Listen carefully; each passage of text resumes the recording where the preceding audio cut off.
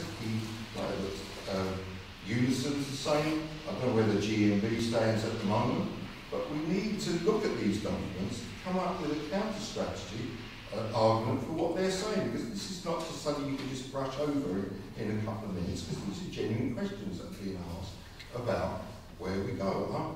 I've campaigned in my union for everything to come out of the EU. I find now a lot of people who was first remaining haven't shifted their position at all. In fact, they've entrenched their position. And the thing they say, well, what's your alternative? That's what they're asking. There's a vacuum there. What the alternative is. I'm hoping that the speakers can respond to that. Thank you very much, Comrade. I'm going to take 3 more contributions, and I'm going to ask members of the panel to give you some response. The gentleman here with a shirt, right at the back, the gentleman with the glasses and the blue shirt. Yep. And take the gentleman here at the front. I'll then get the panel to respond, and we'll hopefully have more time to ask further questions. Okay. Go ahead, Comrade. Yeah, I mean, what's the party's position in innovation? I really do think you have to use the mic, I'm sorry, because we can't get you. We are live streaming this event, so I would be grateful if people would use the microphones, because it enables us to make sure those people watching us online get to hear what you're saying. Thank you. Yeah, what's the party's position in terms of immigration? Are you in favour of mass uncontrolled immigration or limited immigration? In terms of, like, say, immigrants with some criminal background or illegal immigrants? And in relation to Europe, I mean, what's your position on Syria and particularly in Israel? Are you in favour of some sort of equitable peace solution? Yeah, that's basically what I have to ask. Okay, thank you very much, Comrade. We will stick to questions around Brexit and the European Union in the main. I might bring that to your attention. Gentleman at the back with the blue shirt and glasses. Sorry if I'm describing you badly. A few days before the referendum, the Financial Times listed the various newspapers and journals and their proprietors and their view. They missed out one paper. I won't tax you with the thought of which one it was, but one day after the referendum, they noticed the editorial line of the Morning Star, the only paper which actually tests the editorial at an AGM, giving individual members equal votes irrespective of their shareholding, although trade unions vote via delegates for the block vote. The Labour Research Department in June 2016 listed the trade unions' approach, including 800,000 workers in about 12 unions who got no advice at all. Apparently, some unions are so impartial that they don't dirty their hands with political advice. I also tried to list the political parties on the left and the right. The International Bolshevik Tendency had a brilliant idea: tear up your ballot paper in the presence of the returning officer. Well, I'm not quite sure how effective and useful that is. I noticed that Cameron left it to the Electoral Commission and the certification officer to decide who led the coalitions and presumably who was entitled to spend the £7 million budget for each coalition. Unfortunately, elements of both coalitions, and I'm glad the Morning Star published letters and articles on both sides, non-racist letters and articles, unfortunately elements of both coalitions were telling lies, and it was left to the Electoral Reform Society to call them out, but after the referendum. And finally, if you want to attack the employers' organisations, I made a list looking up the membership of the CBI, fallen from 250,000 to 190,000. No one elects national officers. Institute of Directors, 40,000 dropped now to 30,000, with 14,000 overseas. I'm not sure how they consult organisations and firms. Anyway, I've got a list of, as best I can, of the employers' organisation. I'm not even sure they represent their members. So is that a way of attacking the people who claim to represent thousands of people? It's not the 6.5 million trade unionists who vote on an equal basis within their union. And of course the Communist Party has always wanted, after debate, the individual workplace ballot, as I understand it. But there we are. You can't have everything. Thank you very much. Thank you for your contribution, comrade. If the mic could be brought to the front here, please, on my left.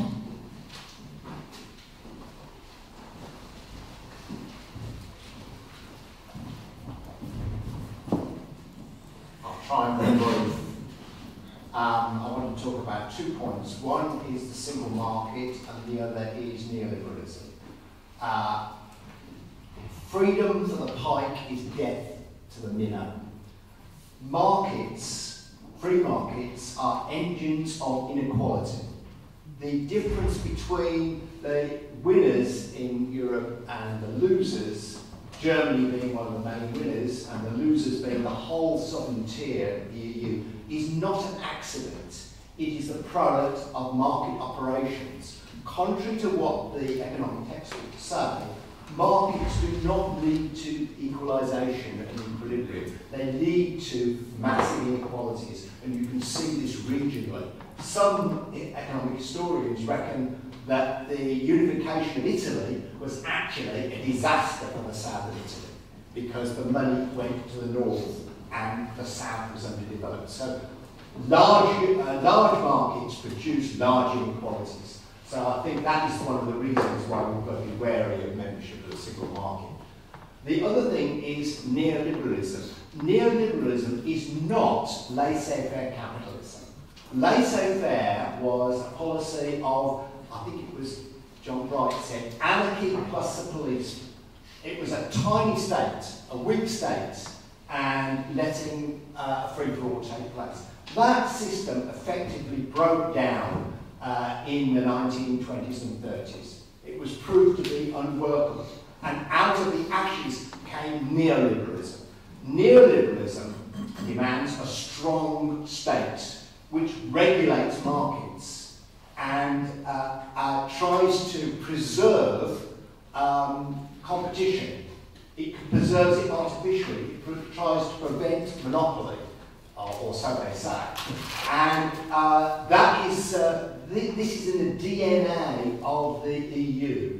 The thinkers of the originators of neoliberalism were important in the thinking behind the EU, and they had their say in the Treaty of Rome. And that is why you can say that neoliberalism is in the DNA of the EU. So it's no use trying to separate the two out and think we can have the EU without neoliberalism. It was there from the beginning. Of course, it was better known in Germany under the name of ordoliberalism, and that maybe has confused people. Some people think that neoliberalism only came from America in the 1990s or 80s or 90s, but that's not true. It's right there in Europe from the 1930s onwards. Thank you. Thank you for your contribution, comrade. I'm going to ask the panel members to respond to the questions and contributions put so far, and then I'm going to, if we have enough time, ask for further questions from the audience. Can I just say that I would ask the panel members to limit their contributions and responses so that we can try and get some more people in, because there's people indicating they want to speak. Kelvin. I've been asked to respond first, and very interesting contributions, and as always I learn more from audiences than they learn from me. But you know, when it comes to what's happening now, the propaganda barrage is quite unbelievable. The liberal elite, the establishment, has got it all its instruments of propaganda pouring out stuff every day, and there's almost nothing we can do about it. If you want to find out about the single market and a more sensible view, you can read John Mill's stuff in Labour Euro Safeguards Bulletin, which is absolutely first class. But who reads Labour Euro Safeguards Bulletins? Not very many people, and they certainly don't get coverage in the media. But you know, the single market is the EU. If we don't go out the single market, we're not getting out the EU. I think we want to get out the single market and re-establish democratic control of our economy. But I want other countries in the EU to do the same. A key component of that, of course, is the euro. We've got to see the euro dissolved, and countries, first of all, establishing appropriate parities for their currencies, their new currencies, so they can rebuild their economies. And that nothing will happen to improve the life of the Greeks until that happens, but other countries too. And of course, even countries like France are now overvalued against the euro. I call the euro the Deutschmark in disguise, because that's what it is. The Deutschmark is the powerful, but the Deutschmark has all these other weaker currencies bolted onto it, which holds down its value and gives the German economy a competitive advantage against other countries, both within the EU and outside as well. And what we want to see is appropriate parities for, and indeed Keynes and others at 1944 thought that was sensible, so you had to have the possibility of depreciations or devaluations, and actually Keynes wanted countries with surpluses, like Germany, to be required to appreciate their currencies. That was never going to happen. America didn't want that. But anyway, we want to get back to a world we have, I think, separate currencies where we have exchange controls and not massive flows of finance going across national boundaries, being gambled by irresponsible, corrupt bankers, and getting more economic collapses like 2008. We've got to re-establish the world we've lost as a start. You know, I think that is something. There are those who are writing about economics in a different way. I must talk, before I finish, on the motor industry. The fact is that we've been told lies as well. Actually, following the referendum, Nissan decided they were going to increase production by 20%, and they were going to expand their supply chain in Britain. Toyota said similar things. Peugeot took over Vauxhall and Opel. They said they wanted a hard Brexit, because they would depreciate the pound, and then they could expand their supply chain in Britain because it would be cheaper to produce in Britain than elsewhere. Actually, there are Rolls-Royce. It's not the motor industry. Rolls-Royce welcomed the depreciation of the pound. They've made a significant increase in profit, and they've pushed a lot more investment into their company. So the idea that manufacturing companies are doing badly because of depreciation, or will do badly outside the single market, is nonsense. We have a gigantic trade deficit with the rest of the EU, primarily with Germany. Those trade deficits are distorting economies and damaging us. We effectively export 1 million jobs a year to the continent of Europe simply because we have a £70 billion trade deficit. £70 billion. We also have £20 billion plus of financial transfers going out of Britain. All of these are distorting economies, and other economies want to manage their own economies too. So it is a mess, and the only way to get out of that mess is to get out of the euro, get out of the European Union, to try to persuade other countries to follow us, which I do. I speak in the continent of Europe from time to time, and also to look forward to a day when we can see the euro dissolve and get back to a sensible world of separate currencies where we can get sensible parities and we can manage our own economies and create full employment with their own economies and have a proper balance between different nations. In that way, we can have a true, friendly, international approach to economics instead of what's happening, which is very unpleasant, and is going to lead to, I think, serious tensions and anger, and in fact, possible disorder in time if nothing happens. We are told by people in the City of London that another crisis is coming, a bigger one than 2008. As and when that happens, I think people will see that this kind of capitalism we have now does not work, and we want to restore a world where we manage our economies to benefit all of us, and especially, primarily, of course, working class people. So I could talk for a lot longer, but that's probably enough. I really want to go to this other meeting. If you'll excuse me, I've enjoyed this evening and learned a lot from what I've been hearing, but we are being told lots of fibs by the media about what's going on, and very difficult to get our voice heard at all.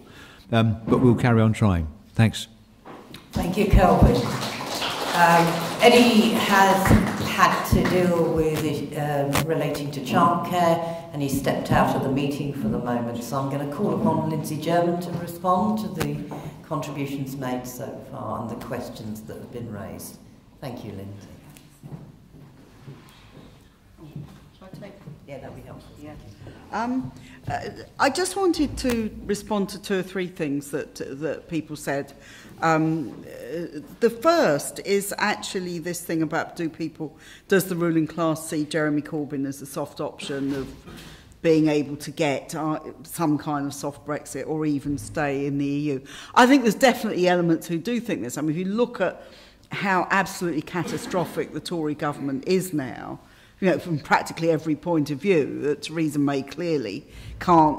I don't see how she can hang on that much longer, to tell the truth. I think it's it's absolutely obvious that nobody really takes her seriously, that she's obviously in a terrible state and she can't really, self-inflicted, I have to say. But, I just think it's not sustainable. I think this is a government which, if it wasn't causing so much damage, is a complete joke. And I think everybody can see it's a complete joke. So I think definitely, to be honest, if there were a leader of the Labour Party like Yvette Cooper or, one of those, there would already be a Labour government or an election coming up. It's only because Jeremy Corbyn is the leader that there's still so much fear about what a Corbyn government would mean, that, they're hanging on to the Tories are hanging on to Theresa May, which they definitely don't want to do. And they're hanging on hoping that something will come up, but it obviously isn't going to come up. So I think, as I said earlier, and I think all the speakers in some way or other have referred to this, I think this is a very dangerous time for the left in the Labour Party, actually, because there has to be, people have to, whatever people's views on the EU, people have got to understand this is now being used as a stalking horse for right-wing Labour. I just think this is so obvious and it's so important. So, of course, people will think, yeah, we can get Jeremy Corbyn in, then maybe, some of the ruling class will be thinking, maybe we can, already they're saying, will he still be leader in 2022, i.e. will he be too old, can we replace him with someone younger and more right-wing? That's already the kind of narrative. And definitely they will hope that they can get a Corbyn, if they have to have a Labour government, which is always plan B for the ruling class in this country, but they hope that they will be able to control it. I think this is a big issue for us, and it's why people are quite right to say that we've got to think of alternatives, we've got to be able to put an alternative across, and we've got, the point that was made about have we got the organisational strength to win, I think we've got to be slightly careful about it. On one level we haven't, obviously, we're talking about relatively small groups of people. Nonetheless, what we're saying is actually right, does make some sense, people are frightened about the job losses, but they also, I think, aren't thinking about Brexit all the time. They're thinking about whether their kids can get a house, they're thinking about whether their job is secure. Everywhere you go now, people are worried about jobs and about wages, and for very good reasons, because these are all in states of insecurity. So I think if we can provide an answer to some of these questions and say there is the possibility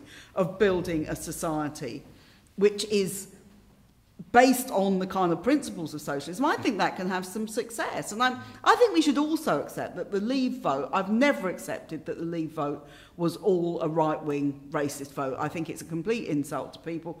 Obviously, I voted Leave, and I did so for exactly the opposite reasons of that, and I'm sure most other people here did for the opposite reasons. And also just talking to people anecdotally, actually, while there are clearly, unfortunately, a quite sizable minority of people in this country who are hardline racist, all the surveys put it at kind of 15-20%, and that's probably fairly accurate.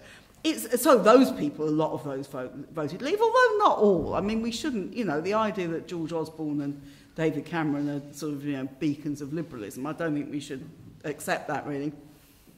But lots of people voted leave for confused, I don't mean insultingly confused reasons, but what I mean is that they thought, we just don't like the government, we don't like this, so we're going to vote leave. And now those are people who can be won. Many of them obviously did vote for Jeremy Corbyn in June. 13 million people voted for a left-wing programme where everything had been thrown at him, and that is our audience, really, and I think it's important we see it like that. I just wanted to say just one very quick thing before I finish. A question was asked about the Communist Party's policy on immigration, which obviously I'm not qualified or wanting to say about it. But just in terms of immigration, personally, I'm in favour of immigration, of people who want to come to this country should be able to do so. What I object to with the whole free movement argument is that people couch it in EU terms. Now, and again, you get in The Guardian, it's terrible. I've lived here for 30 years and now my status is under threat. Now, that is terrible, but that is what happens to people from India and from Africa and from the United States and from all sorts of other places all the time. So I think if we have a position, whatever, and people may disagree with me, my position is that people don't emigrate usually when they don't come to Britain when there's a recession, they come when there's a boom and they stay here and so on. I think people should have the right to do that. And I think also the laws around it actually create more of a situation where you can exploit migrant workers because they quite often may be worried about their status, they may be illegal, all that sort of thing. So that's my position on it. But I think really we should reject the idea that the idea of free movement should be connected to 28 countries in Europe. There's a much bigger world than that. And if we're in favour of this, it should extend to people who are in the most terrible situation, living in countries where they have absolutely no livelihood and desperate to get to countries like Britain. And that is something I think we should consider. Thank you, Lindsay. I call upon Rob Griffiths, and Rob, if you could perhaps address the question relating to Communist Party policy, I'd be very grateful. Thank you. Thank you. Well, I'd like to begin by passing on some medical advice to Lindsay. She was saying how distressed she is to read The Guardian these days. My doctor has advised me not to read it. The effect on my blood pressure apparently is concerning him. But no, stick to the Morning Star. And if you're going to read another newspaper, a hard copy, then I would strongly advise, if you can afford it, mind, I would strongly advise the Financial Times. I read the Financial Times every day. Very, very useful to know what the most powerful, influential sections of the monopoly capitalist class are thinking and saying, and to some extent doing. Well, but you can do that without all of the poisonous, the toxic stuff that's in The Guardian these days about the EU and anybody who's ever voted against it and so on. And of course all the other ways in which The Guardian has been such a false friend to the left and the Labour movement. I mean, its campaign against Corbyn has been disgraceful. Every single smear has been amplified enormously in The Guardian, day after day, not just week after week, day after day. So I wouldn't put a penny into that newspaper by buying it. I'd just have a look at it online, where there is some useful stuff from time to time. But really, in fact, it was reading the Financial Times that I spotted what I thought was a quite incredible coincidence. In fact, it couldn't have been a coincidence.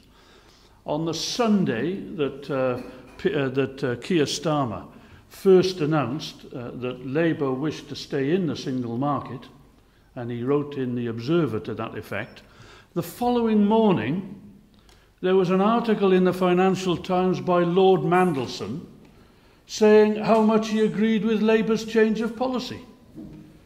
How and when did he know what was going to be in the Observer and still have time to write an article in the following morning's Financial Times? And there was a statement in the same edition of the Financial Times from the CBI welcoming Labour's change of heart on the single market and so on. The time scale, I'm afraid, was far too short to be anything like a coincidence. Anyway, the point was made, I think Lindsay made the point, that of course everything is being done to try and shift enough of public opinion to make sabotage of the Brexit vote in some way acceptable, or people regard it as inevitable. And only in just the last few weeks we've heard how banking will be in crisis, how manufacturing will collapse, how the catering industry will go under, the creative industries will all grind to a halt. The Guardian even carried a report about the threat that Brexit posed to horse racing. I've tried to add to the list. On the blog, I've pointed out the threat to pigeon fancying. And I thought I made quite a strong case for that. But nobody seems to have taken it up. But these scare stories, of course, having said that, there is the real danger, and certainly within the trade union movement, these arguments that Brexit poses a real threat to jobs and living standards and so on are very serious arguments.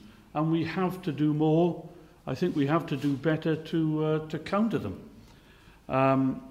We haven't really outlined the possibilities from a labour movement standpoint, from a working class point of view. We haven't done enough, in my view, to set out the possibilities outside the EU. All we hear about the alternatives outside the EU come from the Liam Foxes of this world.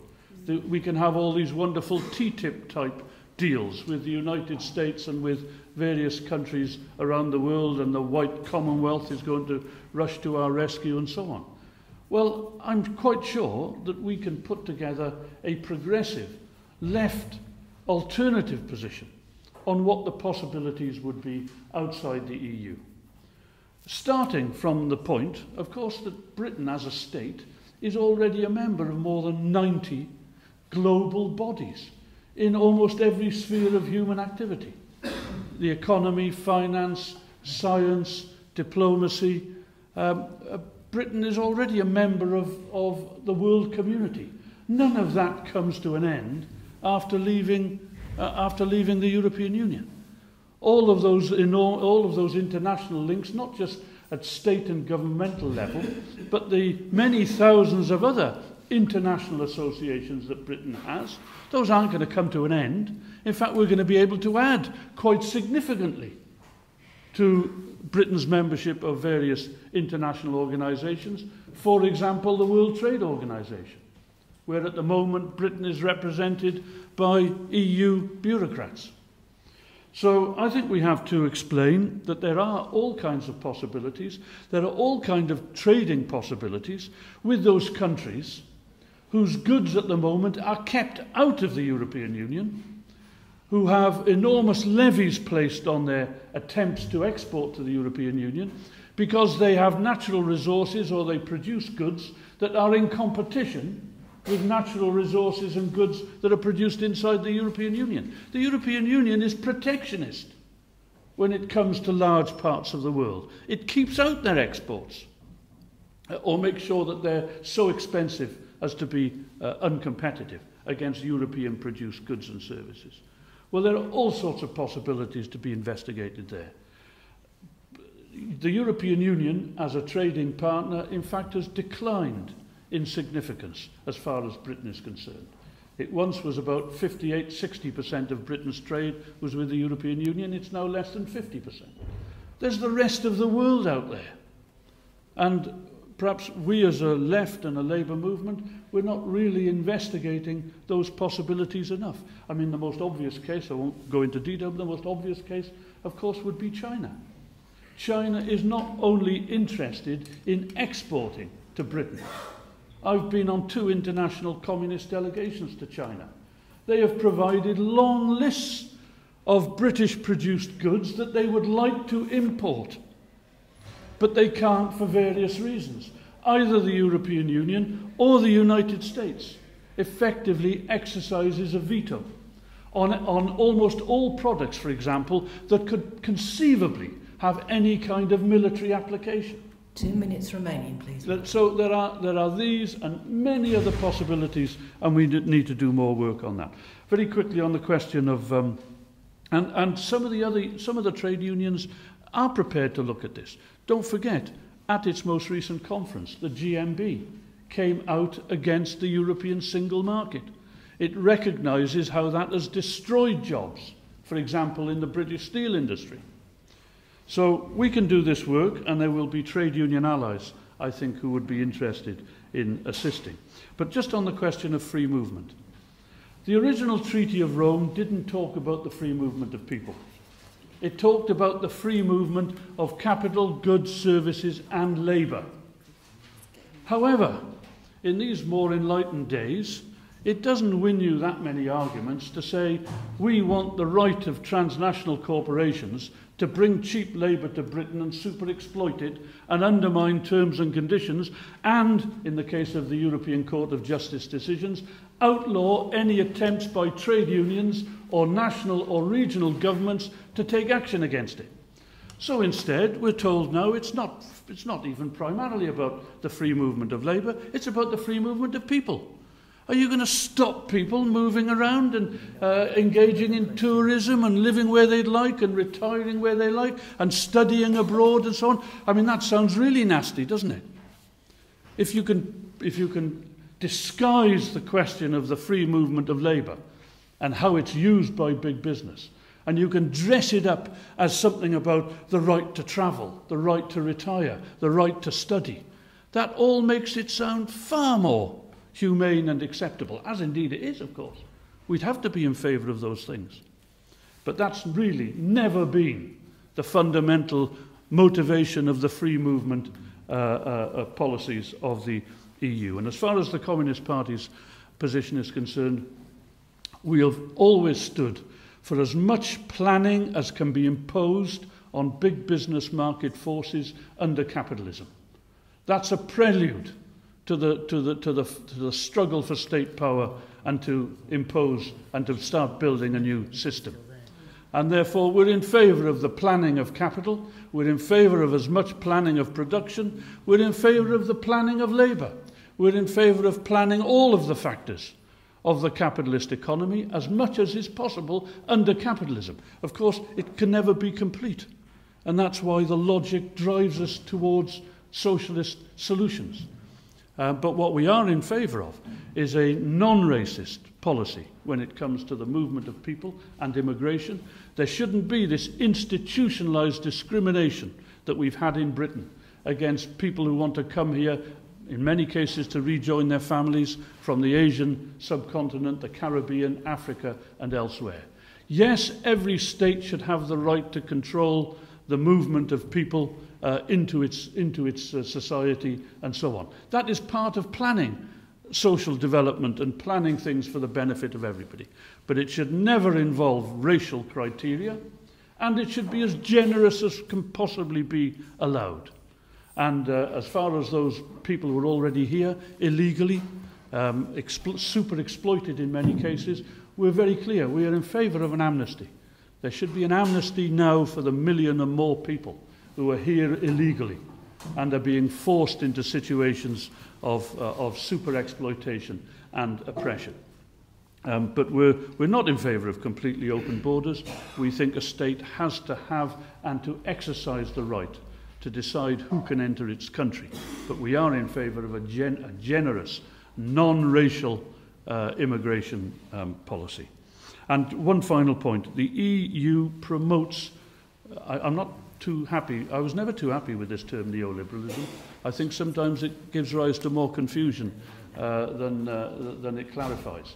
But nevertheless, I think the concept of state monopoly capitalism, the concept developed by communists and Marxists, I think does help us to understand the role of the state in Britain, supporting monopoly capitalism, and the attempts to construct state monopoly capitalism on a European-wide scale, which in my view is the basis of the EU project. They sometimes claim they're against monopolies and so on, but actually the monopolisation of almost every sector of industry and commerce in almost every single European country is actually what happens. The state and state power is used to enforce the interests of monopolies. It is only in the most extreme cases ever used to prevent total monopolisation of a particular sector. Thank you, Rob. We're at 10 minutes to 9, comrades, and if I take further questions, there'll be insufficient time to have any real responses from the panel. So I'm not proposing to take any further questions this evening. I hope you've enjoyed the contributions, and I hope that you'll take... Thank you, Madam Chairman. Can I ask you, Chair, to take your seat, sir, please? I was very much amused by the result of the referendum. Sir, can you take your seat, please? This is not a free-for-all meeting. Those are my principles. If you don't like them, I'll change them. But